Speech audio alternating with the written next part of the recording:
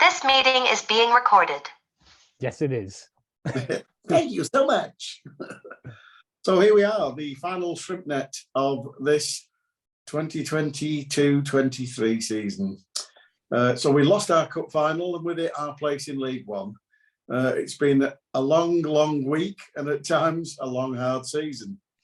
It was always going to be likely that we needed to win all the last 4 games, and we knew to stand any chance we'd probably have to win them all, and so it proved. So joining us today to pick through the bones of relegation, the Spartan or non-existent retained list, and to talk about, just general chit-chat, we are delighted to welcome the Mazuma matchday announcer himself, the long-serving or perhaps long-suffering Mark Swindlehurst. Hello, Swids. Hi, good evening. I've just realised then I haven't been told whether I've been retained or not yet. So, yeah, good shout. Yeah. Oh, you might be. Has Derek not rung you? No. Believe you me, mate, that's a good sign. All right. So obviously we always start by talking about the most recent game, our last game of the season, Exeter. Massive shout out to the very nearly 900 that went there. That's official, just under 900. Outside the what was the Wells Tavern and is now the St Anne Well, whatever it is, pub. Fantastic atmosphere. Obviously, people were there for the weekend. Other people got up at silly o'clock in the morning, coaches, cars, etc., etc. It was a fantastic atmosphere. It was a brilliant atmosphere from the Exeter point of view as well, because obviously they nearly had a full house. 0-0 at half time, Joel. It was all going so swimmingly, wasn't it? Yeah, I mean, I thought we started probably the better side. I think we had a good bit of energy about us. Obviously, Crowley's had that shot that's just gone narrowly wide. But as well as that, I thought we made some kind of dangerous looking entries into their final third. I don't think the ball, we didn't quite get the final pass or get the ball to sit up right to get a good shot away or anything. But I thought, we're showing a bit of energy here. We're looking up for it, and yeah, it's promising. And then I just kind of felt we lost a bit of that momentum going forward. I thought Exeter settled into how they were trying to play. They started moving the ball quite nicely across their back three and then progressing it into midfield. And then just towards half time, it felt like they were starting to get a bit of a hold on the game. And obviously we've had the injury to Taylor, and we've changed shape to try and match them up. They were playing a back three, so we switched to a back three as well to match them up. And I don't know, it just felt in the second half they really just kind of ran away with it. I think sometimes in the 3-5-2, what can happen is because you've only got one wide man on each wing. It's either they get pinned back or they get caught the pitch, and it's very easy to and your midfield three are then kind of having to stretch and cover a lot of the ground themselves.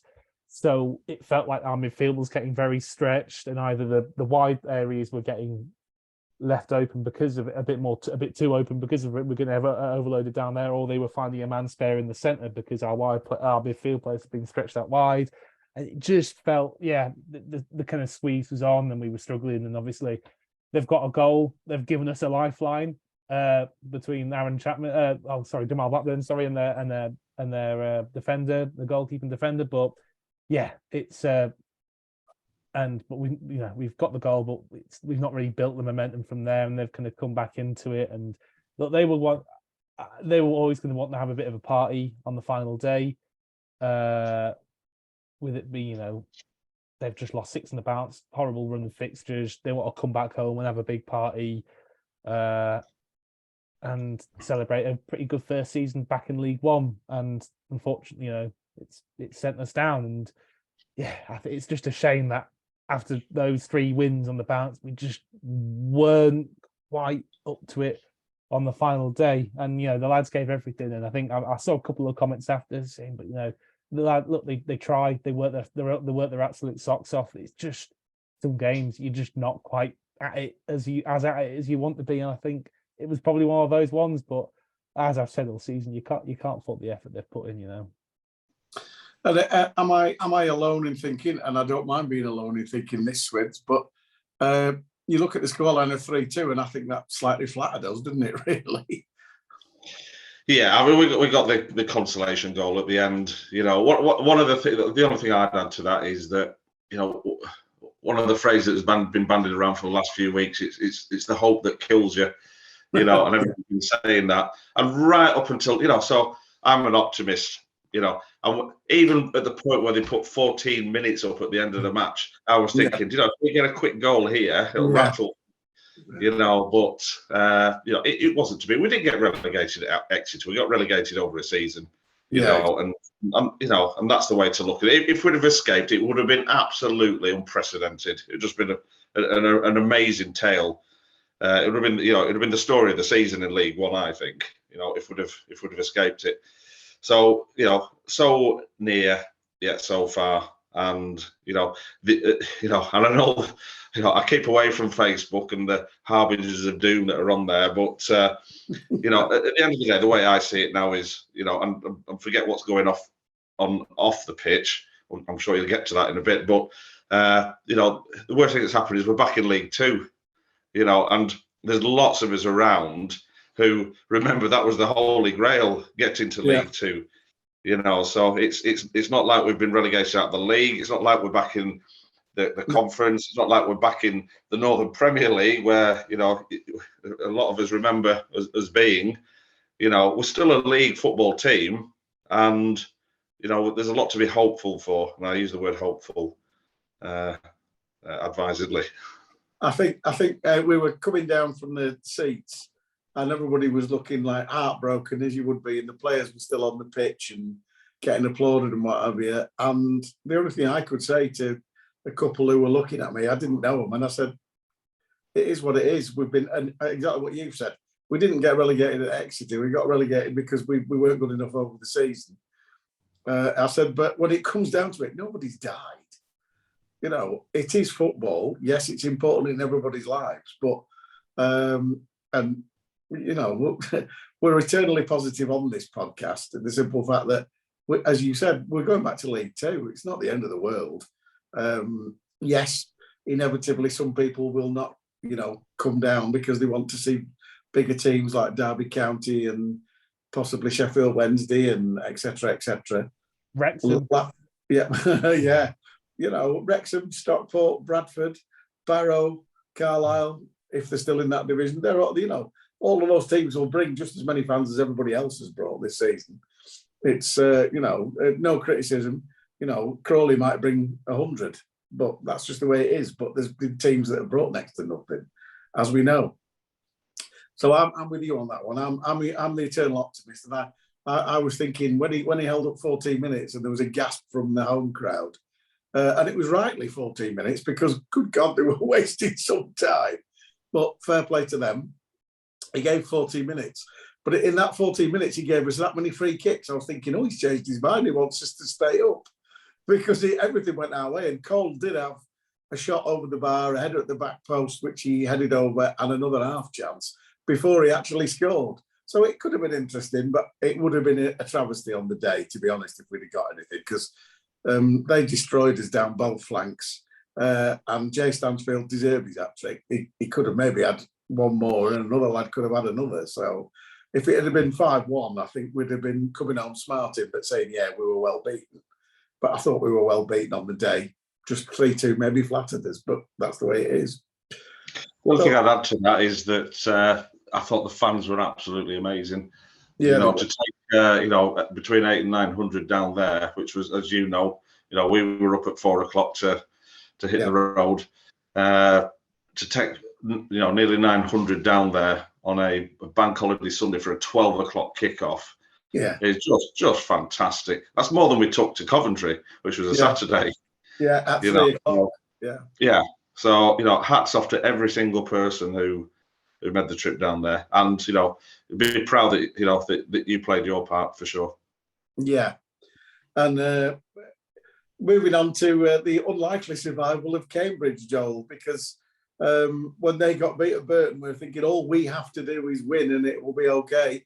MK Dons are the massive threat to us, and it turns out Cambridge sneaked in. Fair play, good luck to them. They've beaten us twice this season, so that's all we can say about Cambridge. Once in a draw. Oh yeah, we did draw. Yeah, we But did draw, didn't we? Yeah. Yeah, we didn't play very well, to be fair, down there, I thought. But Didn't. I think, yeah, you've got. I mean, that was the funny thing. It was very doom and gloom for them, but they should have joined the Dino Marmaria Appreciation Society and backed him to get a result against MK Dons on the Saturday, which he did. I mean, if anybody's had a look at that game, it's absolutely mental. MK Dons had 31 shots. There's, I think the EFL League One account, they posted it on Twitter.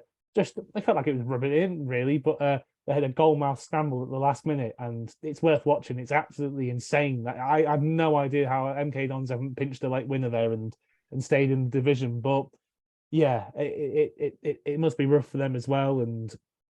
But like you say, the window was there for Cambridge on the final day with their game against Forest Green, who not really looked like doing anything funky these last few weeks. No. And both us and MK Dons, we had tough away games.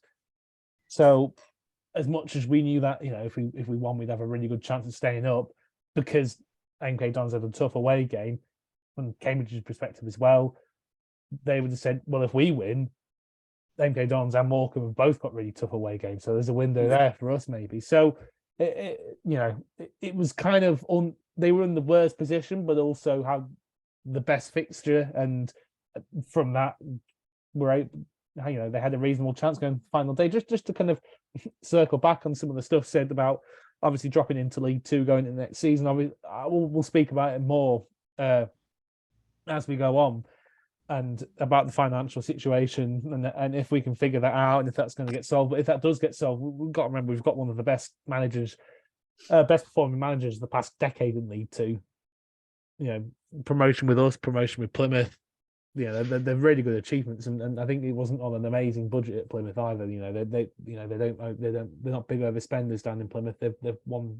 Congratulations to them as well for winning League One this year, and 101 points with what is supposedly a kind of upper mid-table budget. It's spectacular, and they don't overspend. And he's done. Derek's done a great job with them, and he's done a great job with us in League Two. So, I think his hands are a bit tied this year. He's been working under really difficult circumstances, but if we can sort things out, we've got a really good manager at the helm to hopefully, have a crack at things again in League Two. There's no players. Yeah, just no players. Which we'll come to in a bit, but we've got a back four, to be fair. Yeah, well, yeah, true, yeah.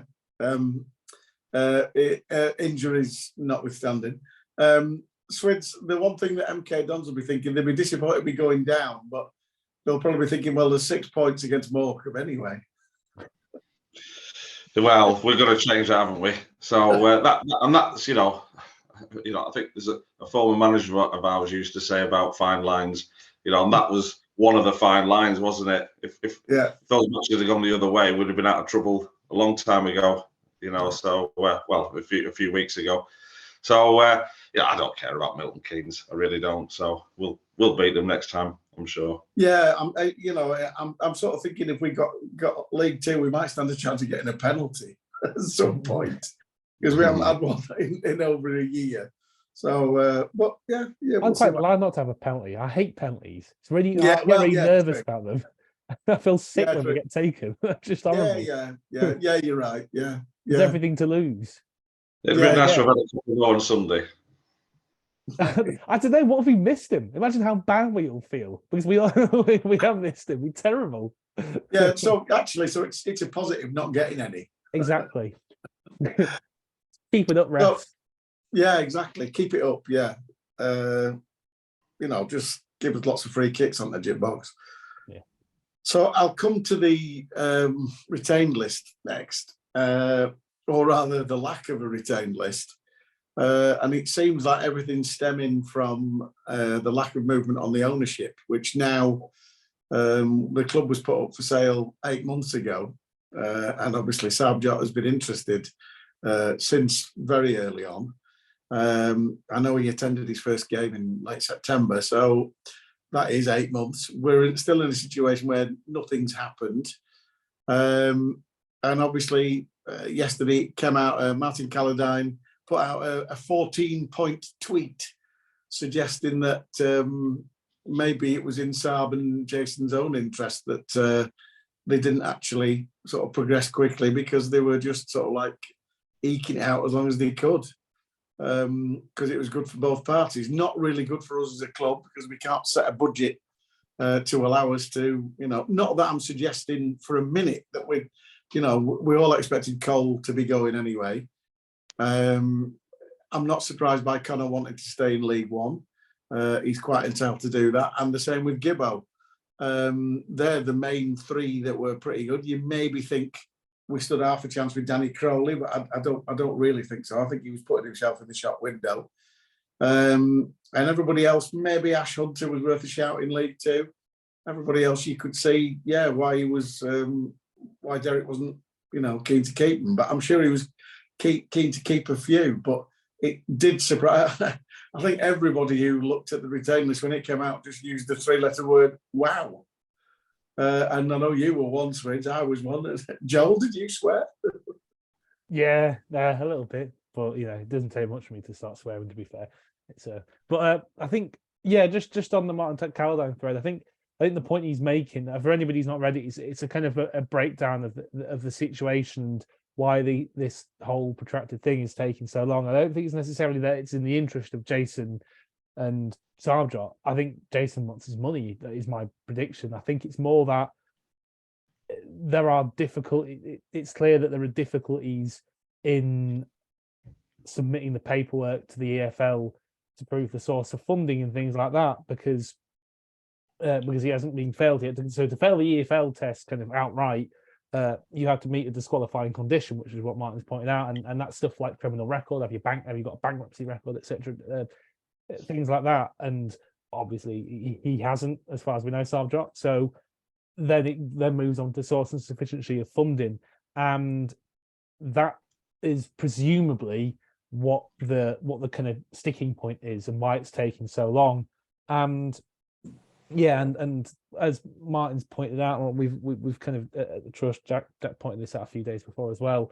The EFL don't have in their regulations. They don't have a regulation that allows them to impose a deadline. Now, obviously, we don't know why that is. If that's on purpose or if that's just something that just didn't get thought of. They didn't anticipate this situation when they were laying out the regulations. But that is. It seems to be that there isn't really much that they can actually do to be able to force a deadline to make the move happen. So that's where this kind of impasse has come from. And obviously, like you said, we've seen the impact on the retained list, and I think it's now kind of moving on from the technical waffle. It's just so sad to lose so many players. Like you say, some probably going to be off anyway, be it because Derek wanted to release them, or people like Connor and Cole, who were probably going to be looking for League One clubs next if we went down.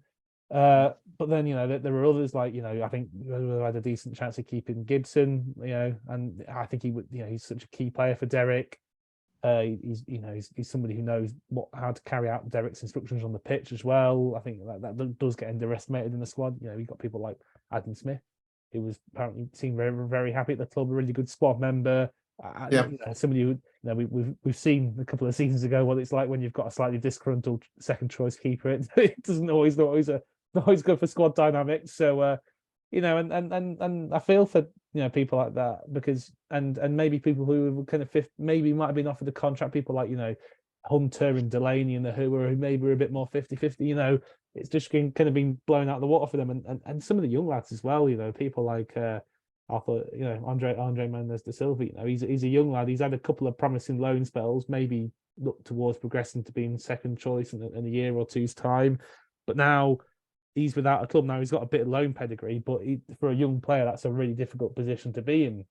Yeah. So, and at the end of the day, it's gutting for us because we're losing so many great players, and I hate that to happen. But also, you got to think about the players as well. That some of them would have been hoping for a contract here, and some of them are going to be put in difficult positions from that. And it's really sad, and it's really, it's such it's rubbish that this whole ownership situation that is being drawn out ridiculously long has affected the club and the players in this way.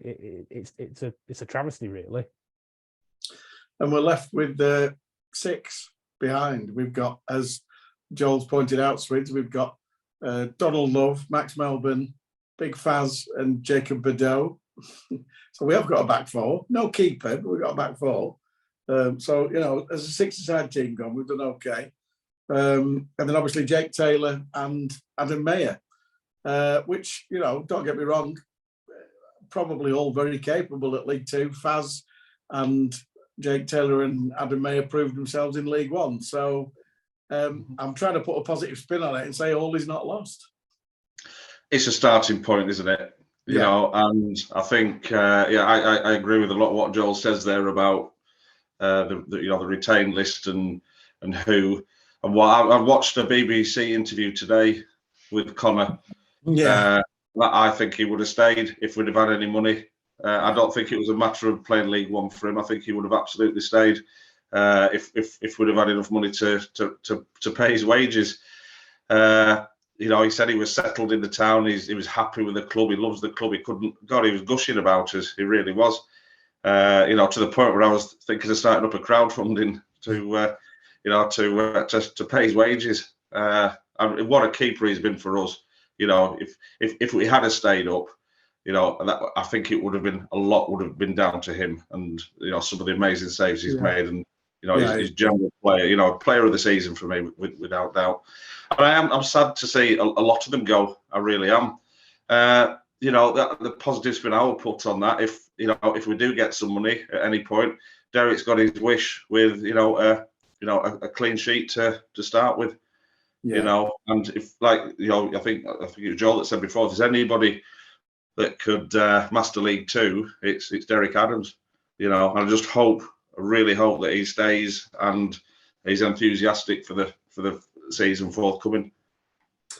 Yeah, I agree with that as well, and I think, you know, Derek, as we've alluded to before, he's had a pretty lean time of it in getting the squad that he really wanted to enable to stay in that division, but I think we got promoted out of League Two with something like the 4th or 5th lowest budget. You know, he has performed pretty much miracles to get us out of that division. Some would say, well, he left us to go to Bradford for the coin, which is fair enough. He may well have, but it didn't work out, and he's been his usual self since he came back. There are people who are, shall we say, on social media saying, "Oh, you know, I won't go again while he's manager," which is like, good, don't. Yeah, I mean, on the Bradford thing, he was one of a long line of managers who they sold the dream of you could be the man to turn around Bradford City. Now he's not the first manager that has been encapsulated drawn by the light of it. Let's be honest. No, true. Yeah, quite simply, is the most successful Morecambe manager ever. Yeah, of course he is. Yeah, but I don't like speculation. I stick away from speculation. So, you know, the Twitter thread that you're talking about, I haven't looked at that. I don't know who this chap is and what he knows and how he knows anything. But I try and stick away from speculation. But I do like facts. You know, and the fact is that Derek has, you know, taken us to League One, kept us up last season, you know, and just fell short this season. But, you know, either way, he's still the most successful Morecambe manager ever. Yeah, true. Our two, even though we got relegated, it's our second highest ever finished, isn't it? We got more points than last season. Yeah. We got less points last season. Yeah, you're right. 5 more points this season. We did, which is crazy, isn't it? Really, when you think about it. When you think about the start that we had last season as well, you know, the really strong start you're right. until about September. And the one thing that I will say, obviously, the one thing I was surmising and trying to be subtle in my intro there by saying it. I think it may well be that I could be wrong, but it may well suit Jason and Sabjot for this to drag on as long as possible. And the thing I was alluding to was that obviously we know Sabjot has paid the last 2 sets of wages. So the longer it goes on, the more he's going to get shares in the club. That's what I was alluding to. I think, don't quote me on this, but I think there might, but I think there is a limit on how much he can inject There is. before he just can't. But No, he can't do any more. But yeah, I don't know what the limit is, but no, I don't. there's only so much he can. And I'm not sure it's necessarily in their favour for that long. Doing some research, we've not reached it yet. I don't think so. You know, that's what I was alluding to. But anyway, that was me trying to be subtle, but it didn't work. No use being subtle, just bloody say it. So yeah, so I did. But it's interesting. I know what you're saying, Swids. The Martin Calladine thing, it is worth reading because there's no deadline that the EFL can put on Sarvjok to actually produce what he needs to produce, and that's as you said, Joel. Whether it's an oversight or it's something that they've never come across before, but interestingly, I was reading Martin's tweet yesterday, and I read it again just to refresh myself before I came to do the recording. And there were a couple of Wigan fans who were like, "Well, you know, fit and proper." It's and they listed what Wigan have gone through in the past 18 months, and they're likely to get, they've been relegated and likely to get another points deduction next season. Because of lack of paid wages and the person who's taking it over and blah, blah, blah. So they said that we don't hold out much hope for Morecambe, but hope it goes well. And I'm just like, it's not we're not the only tale of woe is what I'm trying to say. And if the EFL are serious about not having an independent moderator from the government coming in and looking at football and who's running football clubs, and that's what the government have threatened, an independent moderator. If they don't want that, they have to get their house in order, Joel, don't they? Yeah, and I think it's a tricky one because there are things that they need to improve, but I think you do have to give a bit of credit where it's due. They have improved greatly in the past few years. Obviously, we've seen things like Bury, and it does feel that they've learned from that and they're being more stringent. I think if it go back, I think people like Steve Dale would really struggle to consider looking at the trouble that I think Starvjok's obviously got more money than Steve Dale, hasn't he? Because Steve Dale didn't have any money really when he took over Bury, did he? Well, he bought it for £1, didn't he? Yeah, exactly. So I think they've obviously gotten more stringent on things like sources of funding and things like that, but it's just one of those really tough things where maybe this thing about the deadline is an oversight, and also it's hard to do a character. They can't really do a character test. They can only really check if somebody's good for the money, because you can't really just be like, well, you seem like a bit of a dickhead, so we're not going to let you take over the club. It's such a tricky one, and you never know how things are going to go a year down the line. Obviously, people make projections, and part of passing the test is you have projected finances for the foreseeable. But yeah, it's just it's a tricky thing. I think they are improving at the same time. That as we can see. I hope they are. Yeah, I think they have. Starting with us. Yeah, but I think they have. But there are still gaps like this thing with the deadline, and and I just hope that there is a way that we can put pressure on to find a way to solve it, whether it's getting Sarvjok to finally hand these documents in, or if he can't hand them in, having him step aside, because that's really what needs to happen. It needs to be one or the other, and it needs to happen really soon. To be honest, within the next couple of weeks, so we can get a budget and give Derek the best chance to really properly put his stamp on the squad, because that's been the trouble these last few summers. No managers, we've been changing managers, and last season there've been financial restrictions, and we haven't. No managers really had the long-term chance to be able to put a real stamp on the squad, and for a club our size, that's key. And yeah, we just need it done soon, very, very soon. So as it stands now on the second week in May, Swids, we've got a 6-a-side team, so we better be good in the loan market with Greg Strong, haven't we? Well, who knows what's going to happen between now and then? I just think it's a bit early to be pressing a panic button yet. I agree. Anything could happen in the next 4 to 6 weeks, and excuse me. Yeah, and let's let's wait until whatever happens. You know, what we have got, again, you know, sticking with the facts, is we've got a good board of directors, you know, who've done us proud, you know, through difficult times over the last few years. And I am sure that they have a plan B, C, and D in the pockets, and are working hard in the background to you know, to come up with something. You know, I doubt very much that we're going to start the season with, you know, with just 11 players and you know, Christy the cat.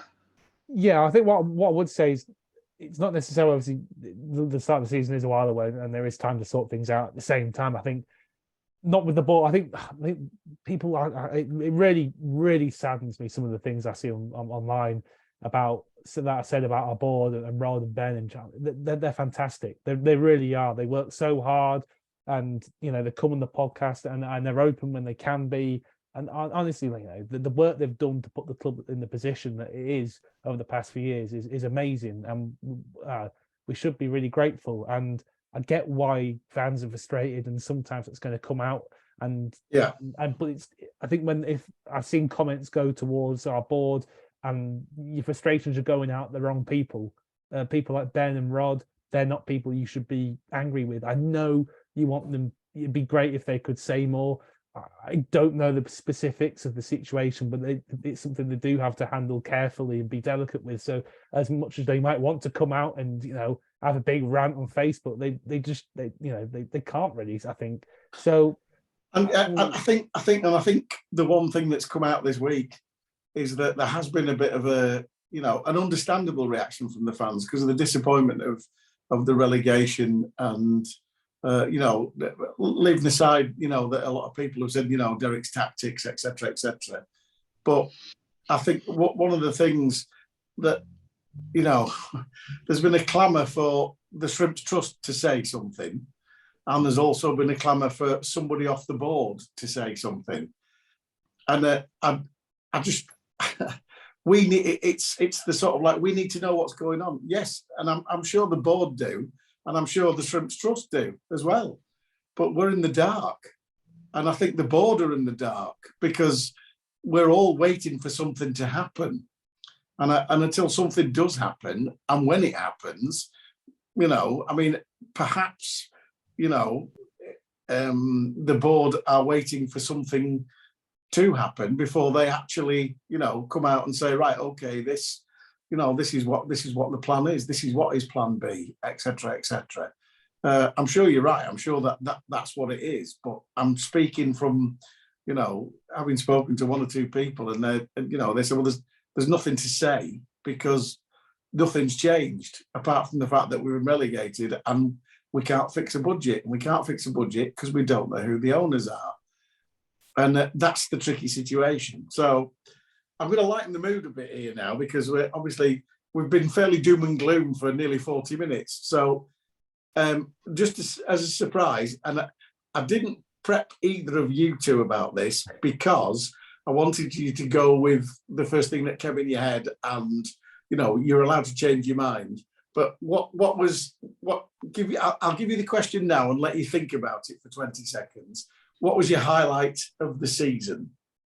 And I know for a fact that my wife, Sally, she's only been a season ticket holder for 2 years, but she gets it now. She gets it. It's in her heart because it's her hometown. And her highlight of the season was Connor Ripley picking up Alfie May and his little legs going mad like that and moving him. And then finding out from Connor on the podcast the week after that he'd said, do that again and I'll bite your effing cheek. So that's Sally's highlight of the season because she was laughing at that when she heard it on the podcast. So you've had time to think, Swids. You go first. I'm going to go for the easy one. I think, you know, for me, it was the whole match against Lincoln. You know, and it's the one that sticks fresh in the mind.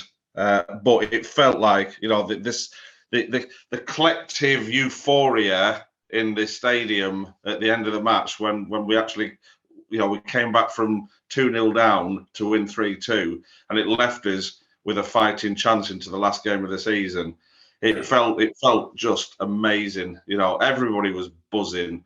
The players were visibly moved, and the fans were all together. It was the best fans performance of the year. They've worked hard, getting everybody together, and they were noisy all the way through the match. It didn't go our way to begin with, but then when we got back into it, and we actually, when that winning goal went in, it was like the roof had just come off. So on the celebrations afterwards, we were full of optimism, and that feeling doesn't come around very often. So yeah, that's the one for me, if I'm honest. Yeah, good choice, Joel. Yeah, I mean, I'll think of some other things to say as well, but I think truthfully, I'm with Swids. It was 100% that Lincoln win. It was really incredible and I think also as well the context of the Barnsley MK Dons game as well at the same time, with them being with MK Dons being 4-1 ahead, and just we were literally relegated at that point, and then to come back, and then obviously sadly it's not worked out in the long run. But yeah, I think Swids is hitting the nail on the head there. I think honourable mentions, obviously a couple of weeks before against Wickham, that last minute winner, because that's got to get an honourable mention. A compilation video of Usman Fain tackling people, account called Screenstorm from Twitter. I think that is probably one of my highlights of the season. Following Fain's departure, we miss him dearly. And I think I'd like to give a shout out to Ryan Delaney's last minute winner against Burton, because that was like it'd been a pretty dour start to the season, let's be honest. And I wasn't at Forest Green actually, so I didn't quite get to experience that. But yeah, it'd been a really crappy game against Burton, and it was. But that came out of nothing, didn't it? To get an equaliser from like 25 yards from a centre half who never shoots. Yeah, and it just completed that nice little Ryan Delaney arc quite nicely, and all running to the barrier, knocking the barrier over, injuring Liam Shaw, who should have probably been sent off earlier that game. That was quite a lot of fun. But yeah, beating Accrington, that's always nice. And we can say that because they went down as well. Because if they'd stayed up, we beat Accrington, that'd look a bit pathetic. But considering they went down as well, small victories. I think because they went down as well, we can feel safe in saying that. But yeah, it's been rough, but that's football. If we're allowed an honourable mention, I'm going to mention one thing, and it's just a private one for me. I'm really lucky that if I stick around at the end of the match, I can see the interviews with the manager and the players at the end of the match. And there was one particular match just before Christmas where Quinny asked Derek if he had any plans for the transfer window in January, and Derek did his famous "we're skint." Derek, and what you couldn't see, and what people can't see at home, because obviously the camera's pointed towards Derek Adams, is Quinny's face when Derek suddenly came out with all that, and Quinny was like, "Oh my goodness me! I wish I hadn't asked that." It was just a joy to behold. Well, my moment of the season was the two victories, the 5-0 victory over an absolutely appalling Burton Albion. They were absolutely dreadful. But even better still was the 5-1 haul with Kieran Phillips' nice 1-2 with Jensen Weir to get the 5-1 haul against Bristol Rovers, which is a fantastic. Freeze! Kieran Phillips had gone by then. Had he? And the 1-2 with Jensen Weir was against Cheltenham. Was it Cheltenham? Oh, there you go. That's the game then. Yeah, that was a fantastic goal. That was a fantastic goal, and I really, I was going to say the one thing we did miss was Kieran getting injured, because he'd shown flashes right the way through the season of the possibilities, and they came really, really good. And that's my one regret, in the fact that we've had so many injuries. But I think Kieran Phillips was the one that really it did for our season. But that's the I'd echo that. It was massive. I think people talk about midfielders creating chances for strikers, and obviously that's important. But at the same time, the striker needs to be doing the work to find the space, to put in the hard yards, to work around the box and find those areas. And Kieran Phillips did that fantastically well as leading the line, and I think we would have stayed up with a few games to spare because we'd hit a groove. We had a formation that worked well, and a big part of it was Kieran Phillips, and losing Kieran Phillips was massive, and it's such a shame because but hopefully he comes back from his injury and he's able to make an impact wherever he goes next. I don't think it'll be in League Two. I think it'll be in League One, but hopefully because that was gutting. That I think we probably would have stayed up with a few games to spare if that hadn't happened. Well, not to go all somber again. No. I mean, keeping it happy. Like I say, I still enjoyed the Bristol Rovers one, and bizarrely, I even clapped when Aaron Collins scored right in front of us, and people were looking at me like I was mental, and I was like, but. You say, don't forget who gave you that first chance in League. Exactly. That chance in League Two. But I remember clapped where you came from. It's Sam Lavell's sofa. I clapped because obviously I actually felt quite sorry for him because obviously Scott Sinclair had that penalty save, so it was like. I mean, don't feel that sorry for him. He's got Player of the Season. Oh no, fair enough. But there you go. So just a quick word because I know there's been a lot of people. I bumped into sort of 2 people yesterday and 2 people today on the dog walk who were like, "Oh, I'm not buying a season ticket while all this is going on," and I'm like, I'm still willing to buy my season ticket. I understand if people, are thinking, if it was on footballing decisions, yes, I get that because we haven't got much of a team, and so you wouldn't. But the early bird offer is what would I do on a Saturday if I wasn't going there? For crying out loud, I've been going most of my natural life. I'd be lost. But I do get why people are sort of panicking a bit. But a couple of people on social media have said, "Oh, I'm not buying a season ticket because Bond Group will be pinching the money and what have you." And I've done some research. Joel, you've done some research. It's not the case, is it? Yeah, I mean, look, I'm no financial expert. I've chatted to people who know more about these things than I do, and it's not. I don't think because we're not exactly profitable at the moment, and we're just kind of scraping by to break even. It's not exactly as simple as just them having a little hop along into the bank account and pinching a few quid from there. I think the reason they've been able to make off money off the club in recent years is largely because. Well, first off, the club's been very, very, very profitable over the past couple of years with the promotion, the cup runs, and the player sales. And I think the way they were able to make money is because they had interest on a loan. A loan, that's it. And it was a ridiculous amount. Thank you, Peter. A pretty vast amount of interest on a loan, and that's what they were able to make money from. Obviously, apparently, this loan has pretty much been paid off, and that's been able to happen because we were making quite a bit of money over the past couple of years. Yeah.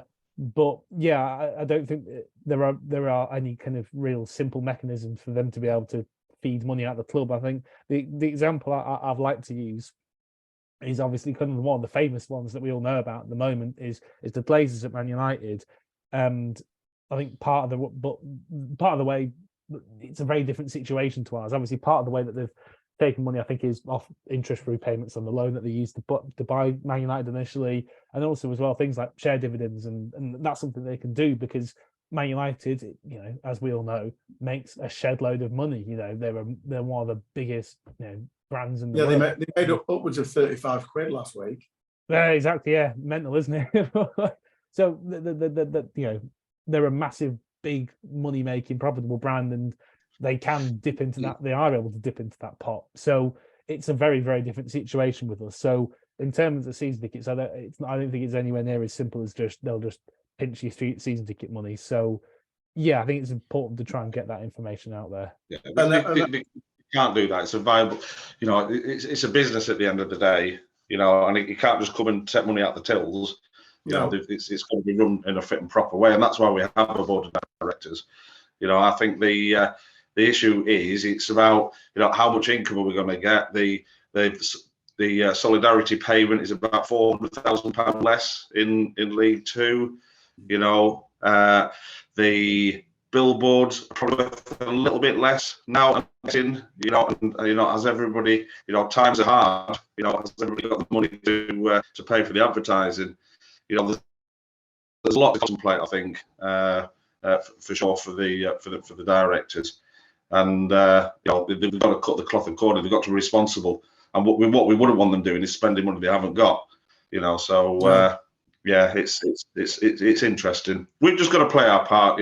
I'm a big believer in not worrying about stuff that we can't affect. We can't affect any of this. The only thing we can do positively is, and it's easy for me to say because I don't buy a season ticket, I'm a volunteer.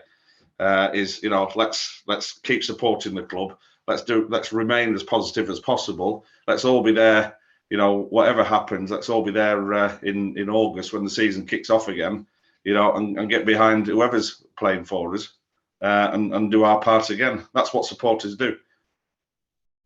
And I think it's worth mentioning that this question was asked on social media a couple of weeks ago after the Wycombe game, and Rod Taylor came out and said, when season tickets are announced, rest assured that the money will be going, to pay for the running of the club and for signing players. How much does it work out a match? Sorry, how much does it work out a match? Is it about seven or 8 quid? Yeah, it's £7 something. It's gone up about £1, just about £1 a game, just over £1 a game. And I think it was £6.25 last year. It's something like £7.40 something now, which is amazing. It's brilliant. And if you get the early bird in May for standing at the Barter card, 179 quid. It's gone up 29 quid. That's not a lot, is it? When all said and done. And yes, I know £179 is a lot of money. It's a lot of money to me. Me and the missus get a season ticket and obviously work it out. It's neck end of just under 400 quid, so it's a lot of money. But we meet up with other people, as you alluded to. The Lincoln game, we had more Morecambe fans there than I think about the Lincoln game, and when years ago when Peter McGregan let people in for free against Dagenham on a Tuesday night, we got just over 4,000.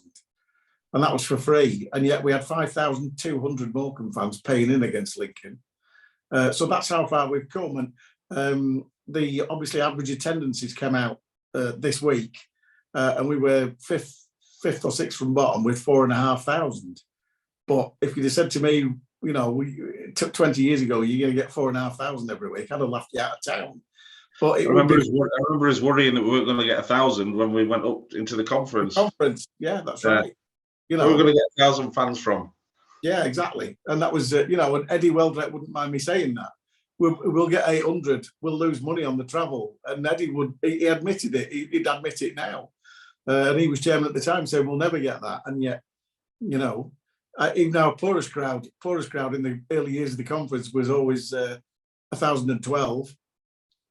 And I think that was Neil Marsden's go-to crowd for when we were, whatever it was, 1,012. Put that down. So to get 4,500 is amazing, and it'd be lovely to keep a lot more than we had when the last time we were in League Two, because the last time we were in League Two, our biggest crowd of the season was 1,600 against Tranmere, and that was it. That was the only crowd we had. So we're going to be going forwards, aren't we? But it'll be interesting to see what happens and how many season tickets do sell. But I just wanted to reiterate that the club, we need the fans to stick with us, don't we, guys? 100%.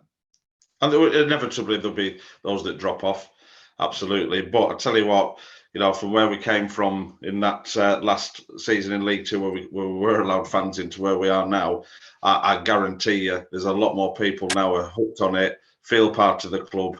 It's still got a good positive feeling around it. Match day is still pretty special, and I'm really confident, especially at those prices, that people will stick with us, fans will stick with us, and who knows, if we stand together, we stay together, who knows what we can do next season. And a little bit about you, Freez, as a volunteer and the match day announcer. How long have you been doing this now? 31 seasons. 31. I can't believe it. So it's Joel, how old are you? 25.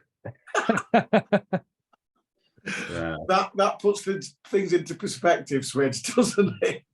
Yeah, I used to look like Joel when I first started doing it. That's the thing. I had a full head of hair and a winning smile, and and look at me now. So be careful, Joel. Blink, and it is a blink, and you end up looking like us too. I know, yeah. True. Can't be doing with losing my barnet. I mean, No, well, I never thought I would. No. But I'm looking at your dad, Joel. I think you're safe. Yeah, it's a good point. Yeah. I think the genes are in my favour on that point, aren't they? So 31 years since I did my first announcement. I can't remember even what it was. I remember being very, very nervous, and I wrote myself a little script down because I was standing in for Steve Midds, because obviously Steve Midds used to do it before me, and he did it. He did it, until, goodness me, about 2001. He was the main match announcer, and I just stood in for him, or we'd take it in turns, that kind of stuff. But yeah, I used to have myself a little script so I wouldn't mess it up.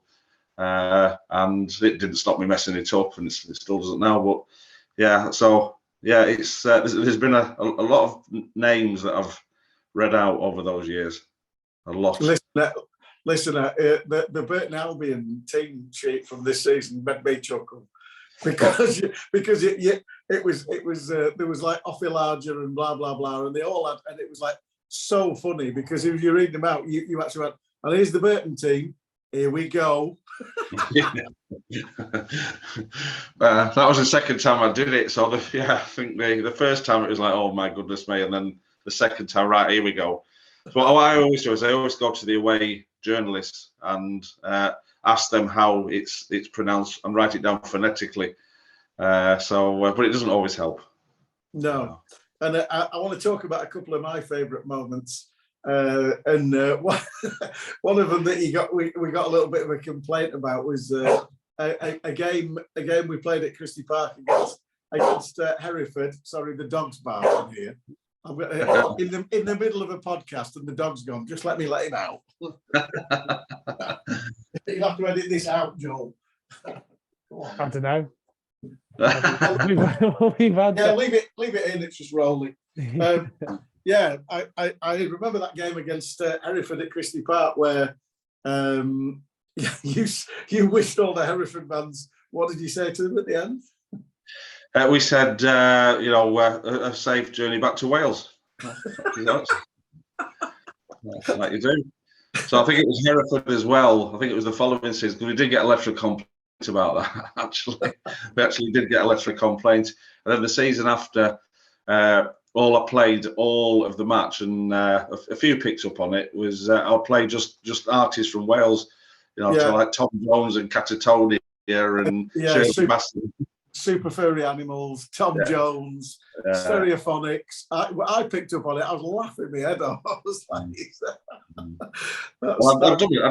I've done a similar thing when Southport came one season when we were in the conference, and Southport were in the conference, and I just played, because we used to call them Scouse Sport, didn't we? And they're very prickly about their. It's in Lancashire. It's in Lancashire, Merseyside. So it's Scouse Sport, and. I did the same for them. I just played all music from Liverpool. So it's been a long and interesting ride, and I'm really, really chuffed that you're still doing it. I really am, because I think for me, you're part of the whole match day experience, and I'm fortunate enough to be when I was doing the commentary for all those years, seeing you close at hand, how easy it comes to you. And believe you me, I just don't know how you do it, because I've just, it isn't easy at all. But you've been doing it that long, you make it look simple. Money's in the post, thank you. Yeah, anytime, yeah. Check or postal order, I don't mind. So. Thank you. Yeah, no, I do appreciate that. I do appreciate it. And I do enjoy doing it. There's times where it's more challenging. There have been challenging times for sure, but it's in my DNA. I do enjoy doing it. I feel like I make a bit of a difference. Hopefully, if I get the call that I've been retained, I'll be back next season. Yeah, Derek, get in touch, please. Well, I was. If it had been a home match on Saturday, I presume you were going to play down by status quo at the final whistle. No, absolutely not. No. No. Talking to moving between divisions, somebody's just posted some Facebook. We're the 8th favourites for promotion in League Two at the moment. We are? Yeah. Really? Yep. Oh, you see, that's Derek, you see, isn't it? That's the Derek's dazzling factor. Yeah, that's it. The Derek Adams factor. So you see, there's people listening to this podcast before we've even broadcast it. There we go. Right, and anything from the trust, Joel, that you want to mention? Yeah, obviously we've put out a statement the other day because it is pretty concerning what's all happening with the ownership stuff and how long it's taking and all that. So we did feel it was important to speak out on that. I have literally just this evening come from a meeting with the Football Supporters Association. We're seeking a bit of advice on how we should maybe proceed in the situation, and yeah, we hope to have a few more things to say over the next few days. Obviously, we've got we're also hoping to hold an open meeting because there are a lot of people who are concerned, and we just feel it might be a nice thing to do to be able to ask a few questions and people to air a few concerns and just maybe discuss things and help get people up to date with the situation, because it is a bit weird and tricky to keep up with. But yeah, just keep an eye on our socials over the next few days and hopefully we'll have a bit more to update. And I think the one thing that I will reiterate is that if you listen to this podcast and you're not a member of the Shrimps Trust, I think it's well worth joining, because... Yes. Oh, actually, you just reminded me, which is terrible of me, because he literally texted me 20 minutes ago to remind me to say this. But yeah, Jack just wanted to say we do want to thank everybody who has signed up in the past few days, because we've had a big influx following all this kind of news. And so we are grateful for that. And if you haven't, keep it up. If you haven't, just please feel free, please do, because it's the more members we have, the better. And Jack does just want to say he's sorry for not responding to everybody yet. Just we've had such a big influx, and we've had a lot of other things that we're kind of looking to sort out as well. So they will get seen to, and we will get them sorted. But just there might just be a little bit of a delay at the moment. But yeah, thanks to everybody who's signed up so far. Because can I make a request, please? Yeah, go on. Yeah, because I'm just looking around. I'm sat in a little bar here, and I've just realised. So this year the Shrimps Trust gave out these coasters, which are amazing. But I've only got 2, so if they could do it again next season, I wouldn't mind having another 2, because myself and my son will be signing up. Yeah, absolutely. Send me that one, and then send it on the post. I just need 2 more.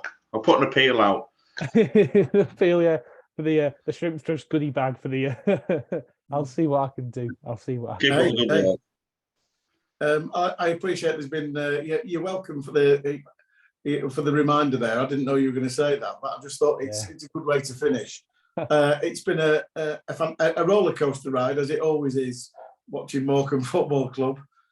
Thanks to Swids for coming on, and the précis of the season and Exeter and everything else. We obviously get a summer break just like everybody else. We'll be back probably the week before the season starts, Joel, to talk about the multitude of signings and how the friendlies have gone. I think we start on the first week in August. I believe so. Yeah, and the fixtures are out on June the 22nd. That's your next. That's your big date to look forward to. But obviously, we want some marquee signings before that. We want somebody to come in, buy the club, get Connor back. Etc. etc. Yeah, it's all going to be happening, but we can only try. But keep your eyes peeled. Shrimps Trust will keep you informed in what's going on. Try and be positive. I don't think the situation is as bad as people are painting it, but that's just me, because I do look at things with the glasses definitely half full, not half empty. But I know you do as well, Joel, and I know you do as well, Switz. So we're probably all singing from the same hymn sheet. But from that point of view, it's been a fantastic season. We've enjoyed our 2 years in League One. Thank you for listening to this. I know so many people came up to me last week when we were outside the pub saying really enjoyed the podcast, blah, blah, blah. you could do this, you could do that and the other. I take all those ideas on board. It was really nice that you got in touch and took the time to listen. That's it, really. We're going to finish now. We're going to have the summer off. We're going to come back all refreshed and full of vim and vigour, probably the first week in August. Joel will be going off to sunnier climes, as he's probably swims. So have a nice holiday. Thank you to both of you for doing today, and thank you to Joel for being my co-partner, and I couldn't do this without you. And it's been an interesting season, and next season will be interesting as well. Keep the faith, up the Shrimps.